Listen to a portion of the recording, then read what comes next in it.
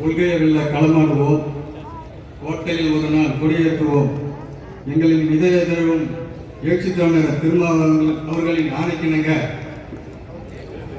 இந்த மேடையில் வீட்டிருக்க ஆளுமைகள் எனக்கு இந்த வாய்ப்பளித்ததற்கு நன்றியை பாராட்டி தீர்மானம் எண் 11 வாசிக்கிறேன். தீர்மானம் எண் 11, வழிபாட்டு தலங்களில் சிறப்பு ஏற்பாடு சட்டத்தை விலக்கக்கூடாது. இந்தியா உள்ளிட்ட வழிபாட்டு தலங்களில் 1947ஆம் ஆண்டு ஆகஸ்ட் மாதம் 15ஆம் நாள்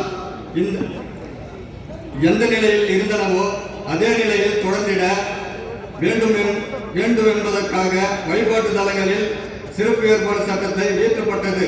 ஆனால் இந்த சட்டத்தின் நிபந்தனைகளுக்கு முரணாக பாபர் மசூதி வழக்கில் உச்சநீதிமன்றம் தீர்ப்பளித்தது.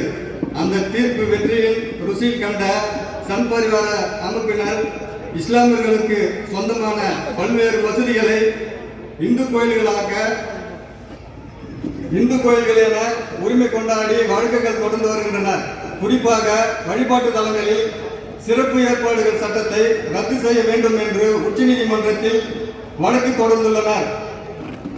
அரசமைப்பு சட்டத்திற்கு எதிரான இந்த நடவடிக்கைகளை ஒன்றிய அரசை அனுமதிக்க கூடாது என்று, வழிபாட்டு தலங்களில் சிறப்பு ஏற்பாடுகள் சட்டத்தை விலக்கக்கூடாது என்று ஒன்றிய பாஜக அரசை இந்த பேரணி வேண்டுகோள் விடுகிறது. நன்றி, வணக்கம்.